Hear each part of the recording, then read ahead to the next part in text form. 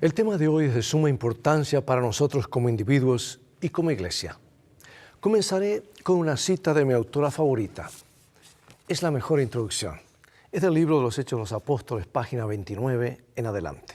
Dice así: Mientras los discípulos esperaban el cumplimiento de la promesa, humillaron sus corazones con verdadero arrepentimiento y confesaron su incredulidad.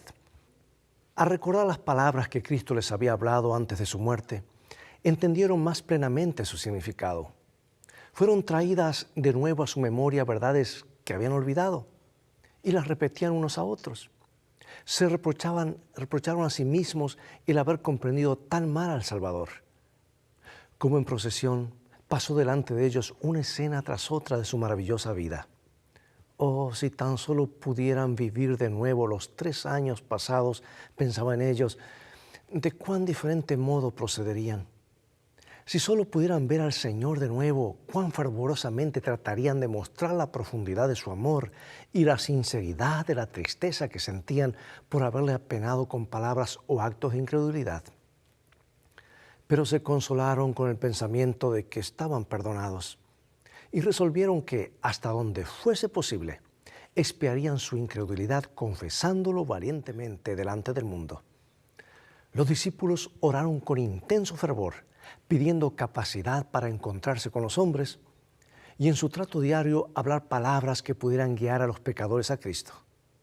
Poniendo aparte toda diferencia, todo deseo de supremacía, se unieron en estrecho compañerismo cristiano, se acercaron más y más a Dios y al hacer esto comprendieron cuán grande privilegio habían tenido al poder asociarse tan estrechamente con Cristo. Estos días de preparación fueron días de profundo escudriñamiento de corazón.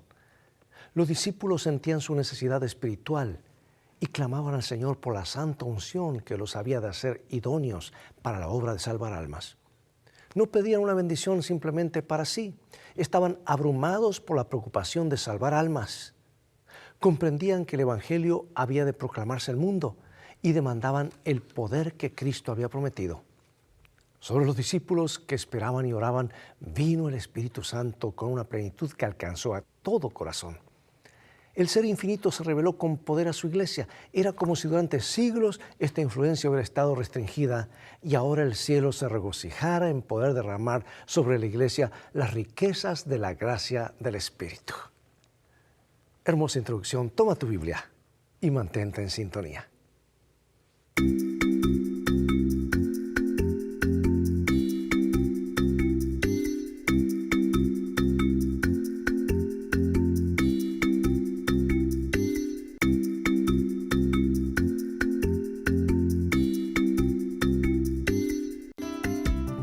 Lecciones de Vida, un estudio semanal de las lecciones de la Escuela Sabática. El versículo central de este tema está en Hechos 2, 32 y 33 y nos dice así: A este Jesús resucitó Dios, de lo cual todos nosotros somos testigos. Así que exaltado por la diestra de Dios y habiendo recibido del Padre la promesa del Espíritu Santo, ha derramado esto que vosotros veis y oís. Pentecostés es una palabra griega que designaba una festividad judía conocida como la fiesta de las semanas. También se lo conoce como la fiesta de los primeros frutos. El término significa quincuagésimo y debe su uso al hecho de que la fiesta se celebró en el 50º día después de la ofrenda de las gavillas de cebada, el primer día después de la Pascua. Era un día de alegría y acción de gracias, cuando el pueblo de Israel traía ante el Señor las primicias de la cosecha del trigo. Y la fiesta se convirtió en un símbolo apropiado para la primera cosecha espiritual de la iglesia cristiana, cuando el Espíritu Santo fue derramado más abundantemente que nunca y 3,000 personas fueron bautizadas en un solo día. Después de la ascensión de Jesús y su exaltación en el cielo, este derramamiento del Espíritu fue un evento repentino y sobrenatural que transformó a los apóstoles de simples y oscuros galileos en hombres de convicción, hombres de valentía que cambiarían el mundo. Pentecostés, o sea, 50 días después de la Pascua, a menudo se llama el cumpleaños de la iglesia, el momento en que los seguidores de Cristo, los judíos y más tarde los gentiles, fueron legitimados como la nueva comunidad de Dios en la tierra. En obediencia al mandato de Jesús, los creyentes esperaron en Jerusalén la promesa del Espíritu y esperaron en medio de la oración ferviente, el arrepentimiento sincero y la alabanza.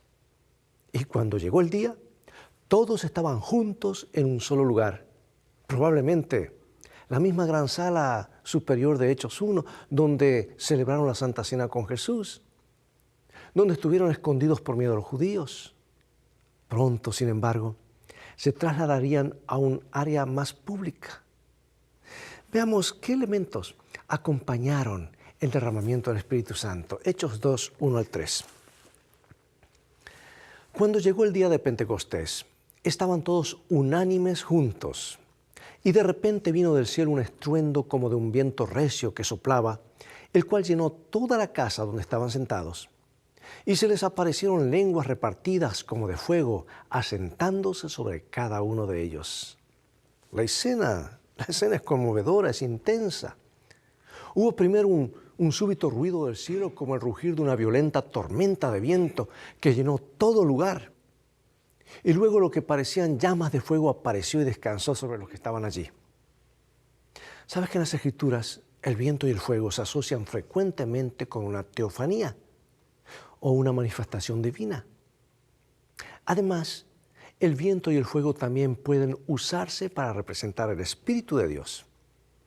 En el caso de Pentecostés, cualquiera que sea el significado preciso de tales fenómenos, fueron signos que introducen un momento único en la historia de la salvación, el derramamiento del Espíritu prometido. El Espíritu siempre estuvo trabajando.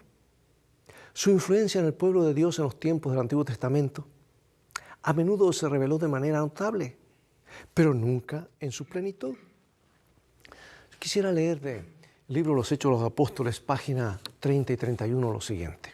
Dice: durante la era patriarcal, la influencia del Espíritu Santo se había revelado a menudo en forma señalada, pero nunca en su plenitud. Ahora, en obediencia a la palabra del Salvador, los discípulos ofrecieron sus súplicas por este don, y en el cielo, Cristo añadió su intercesión. Reclamó el don del Espíritu para poderlo derramar sobre su pueblo.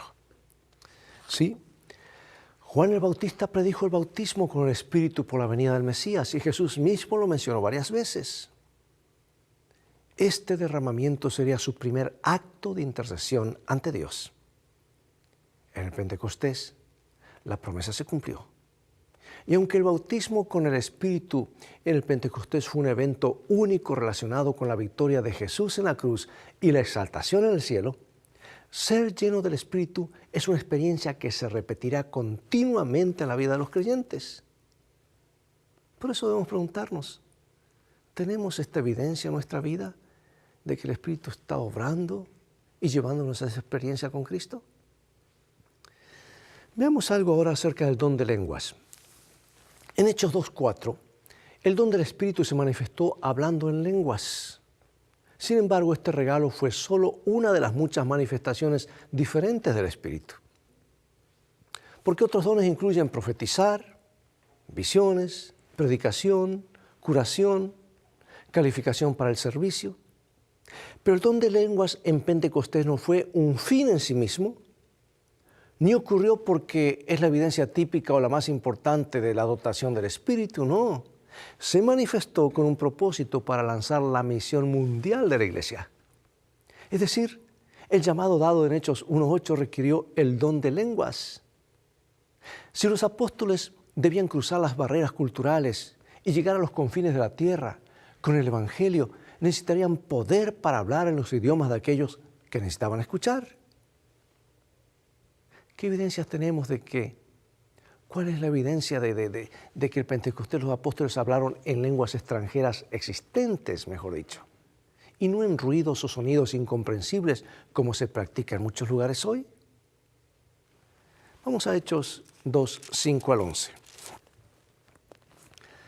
Moraban entonces en Jerusalén judíos, varones piadosos de todas las naciones bajo el cielo. Y hecho este estruendo, se juntó la multitud y estaban confusos, porque cada uno le oía hablar en su propia lengua.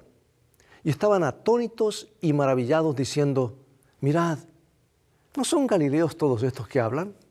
¿Cómo pues les oímos nosotros hablar cada uno en nuestra propia lengua en la que hemos nacido? Partos, medos, elamitas y los que habitamos en Mesopotamia, en Judea, en Capadocia, en el Ponto y en Asia, en Frigia y Panfilia, en Egipto y en las regiones del África, más allá de Cirene, y romanos aquí residentes, tanto judíos como prosélitos, cretenses y árabes, les oímos hablar en nuestras lenguas las maravillas de Dios. Bueno, se estima que en el primer siglo había entre 8 y 10 millones de judíos en el mundo y que hasta el 60% de ellos vivían fuera de la tierra de Judea. Sin embargo, muchos de los que estaban en Jerusalén para la fiesta eran de países extranjeros y no podían hablar arameo, o tal vez lo habían olvidado o no lo habían aprendido porque crecieron en otros países. El idioma de los judíos en ese momento era el idioma que se hablaba en Judá. No hay duda de que la mayoría de los conversos en Pentecostés eran judíos de diferentes tierras, pero que ahora podían escuchar el Evangelio en sus propios idiomas nativos. Que los apóstoles hablaron en lenguas extranjeras existentes, en lugar de en lenguas estáticas desconocidas, se evidencia con el término dialectos, que significa lenguaje de una región o de una nación. Claramente entonces estaban hablando en esos diferentes idiomas. El milagro fue que los simples galileos ahora podían hablar un idioma que incluso horas antes no lo sabían. Para aquellos judíos locales que presenciaron la escena, pero no estaban familiarizados con estos idiomas, la única explicación posible era que los apóstoles estaban borrachos, estaban ebrios, emitiendo sonidos extraños que no tenían sentido para ellos. Algunos, sin embargo, se burlaron de ellos y dijeron: han bebido demasiado vino. Pero resulta que esa evidencia no nos sirve porque eran las 9 de la mañana, de acuerdo a Hechos 2:15. Y a las 9 de la mañana los creyentes ya estaban hablando en lenguas porque el Espíritu Santo acababa de ser derramado del cielo. Una poderosa manifestación de Dios estaba sucediendo ante sus ojos. Y sin embargo, esta gente pensaba que era solo embriaguez. Ponte a pensar en esto.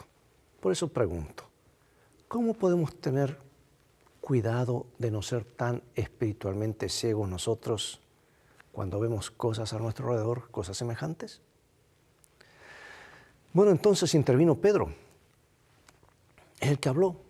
Veamos cómo entendió el tiempo del cumplimiento de la profecía de Joel, describiendo lo que ocurría en ese momento, el derramamiento del Espíritu, como el cumplimiento de esta profecía. Hechos 2, 16 al 21. Mas esto es lo dicho por el profeta Joel.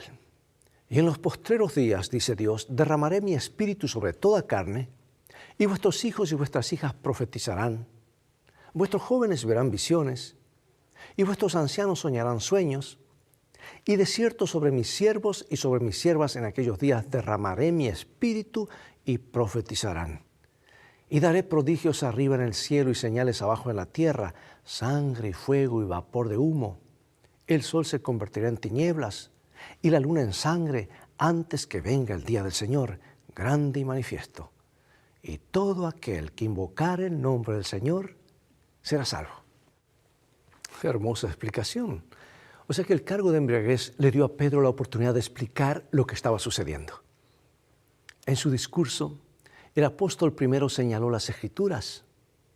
La profecía de Joel era acerca de la era futura de la salvación, que se caracterizaría por varios signos en el mundo natural y una profusa efusión del Espíritu. Y al interpretar el evento de Pentecostés a la luz de tal profecía, Pedro intentó enfatizar la relevancia histórica de ese momento. Pero hay una diferencia importante en la forma en que cita a Joel. En lugar de la introducción de Joel después, que apuntaba bastante al futuro, Pedro dijo en los últimos días. indicando que el acto final en el gran drama de la salvación recién había comenzado. Esta no es, por supuesto, una descripción completa de los eventos del último día, sino una evidencia del alto sentido de urgencia que distingue a la iglesia primitiva. No sabían cuándo vendría el final, pero estaban convencidos de que no tardaría mucho. Después de resaltar el significado profético de Pentecostés, resulta que Pedro se dirigió a los eventos recientes de la vida, la muerte y la resurrección de Jesús. Sin embargo, fue la resurrección la que recibió mayor énfasis, ya que representaba el factor decisivo en la historia del Evangelio. Para Pedro, la resurrección fue la vindicación máxima de Jesús. Y él citó las Escrituras para ayudar a expresar su punto sobre el significado de la resurrección. Debido a que Jesús era el Mesías, no podía ser detenido por la muerte. Entonces, para Pedro y para todos los escritores del Nuevo Testamento, la resurrección de Jesús se había convertido en una poderosa evidencia, no solo de que Jesús era el Mesías, sino para todo el mensaje cristiano de salvación. Con la muerte a nuestro alrededor, siempre amenazándonos a nosotros o a nuestros seres queridos, pregunto, ¿por qué la resurrección de Jesús es una verdad importante y relevante para nosotros hoy también? Tal vez te preguntes, ¿cuál es la conexión entre la exaltación de Jesús a la diestra de Dios y el derramamiento del Espíritu? Vamos a ver en Hechos 2:33 al 36. Así que, exaltado por la diestra de Dios y habiendo recibido del Padre la promesa del Espíritu Santo, ha derramado esto que vosotros veis y oís. Porque David no subió a los cielos por él, pero él mismo dice, dijo el Señor a mi Señor, siéntate a mi diestra hasta que ponga tus enemigos por estrado de tus pies. Sepa pues ciertísimamente toda la casa de Israel que a este Jesús a quien vosotros crucificasteis, Dios le ha hecho Señor y Cristo. Ahora nota que la mano derecha de Dios es una posición de autoridad. Y el argumento de Pedro basado en las Escrituras es que fue porque Jesús había sido elevado a una posición tal en el cielo que derramó su espíritu sobre sus seguidores. La exaltación no le concedió a Jesús un estatus que él no tenía antes, no. En cambio, representaba el reconocimiento supremo de parte del Padre de su prerrogativa como Señor y Salvador. Este evento en realidad nos lleva a uno de los temas más importantes de las Escrituras, el conflicto cósmico entre el bien y el mal. El punto es que el Espíritu no podía venir si Jesús no fuera exaltado, y Jesús no sería exaltado si no hubiera triunfado en la cruz. En otras palabras, la exaltación de Jesús fue la condición para la venida del Espíritu porque significaba la aprobación de Dios de los logros de Jesús en la cruz, incluida la derrota de aquel que usurpó el gobierno de este mundo. La entrada del pecado en el mundo proyecta una sombra sobre Dios. Y la muerte de Jesús fue necesaria no solo para redimir a los seres humanos, sino también para vindicar a Dios y exponer a Satanás como un fraude. En el ministerio de Jesús, la era de la salvación ya estaba en acción. Cuando expulsó demonios o perdonó pecados, Él estaba liberando a los cautivos de Satanás. Pero sin embargo, en la cruz, fue la cruz la que le daría la plena autoridad para hacer eso. Entonces, cuando el sacrificio de Cristo fue autenticado en el cielo, Satanás recibió un golpe decisivo y el Espíritu fue derramado para preparar a un pueblo para la venida de Cristo. Pero ahora un cambio notable tomó lugar. Los oyentes de Pedro fueron tocados en lo profundo de sus corazones por sus palabras inspiradas por el Espíritu Santo. Algunos de ellos podían haber estado entre aquellos que pidieron la crucifixión de Jesús unas pocas semanas antes, pero ahora estaban convencidos de que Jesús de Nazaret era ciertamente el Mesías designado por Dios y clamaron con tristeza, ¿qué haremos? ¿Y cuál fue la respuesta de los discípulos? Mira, Hechos 2:38 es clave. Ellos no andaban con vuelta. Decían claramente las cosas. Apuntaban a la necesidad de cada individuo. ¿Qué haremos? Señor, ¿qué quieres que haga? Hechos 2:38 nos dice: arrepentíos y bautícese cada uno de vosotros en el nombre de Jesucristo para perdón de los pecados y recibiréis el don del Espíritu Santo. Hermanos, el arrepentimiento significa un cambio radical de dirección en la vida.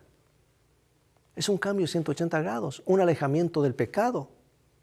En lugar de simplemente un sentimiento de tristeza o remordimiento, no, es mucho más que eso. Junto con la fe, el verdadero arrepentimiento es un don de Dios, no es algo que produce el ser humano. Pero como todos los dones también puede ser rechazado. Y desde los tiempos de Juan el Bautista, el arrepentimiento estaba asociado con el bautismo. ¿Recuerda lo que él predicaba? Por eso predicaba desde el bautisterio, desde el río.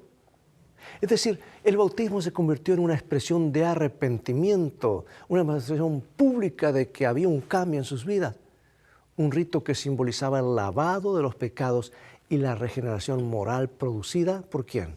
Por el Espíritu Santo.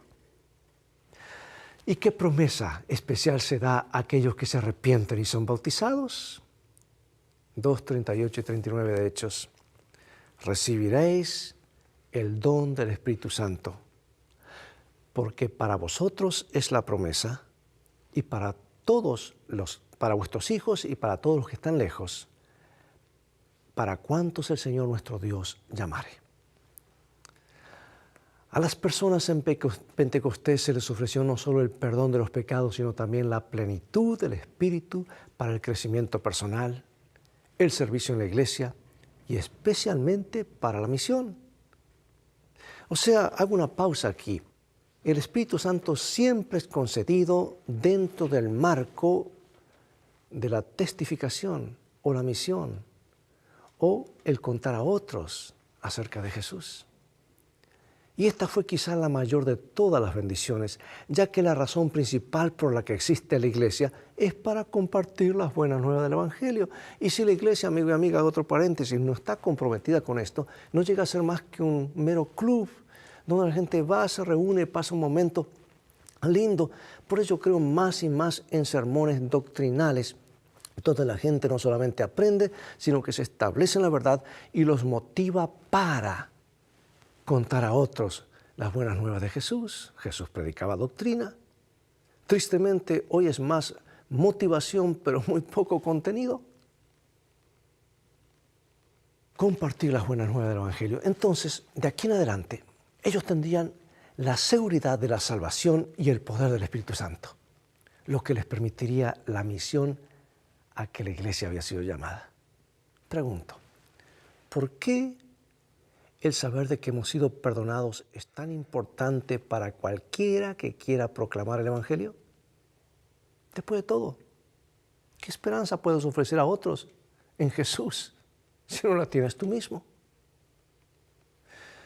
Y ahora, para concluir, el derramamiento del Espíritu Santo en Pentecostés reveló una verdad crucial sobre lo que sucedió en el cielo y sobre cómo Dios el Padre aceptó el sacrificio de Cristo por los pecados del mundo.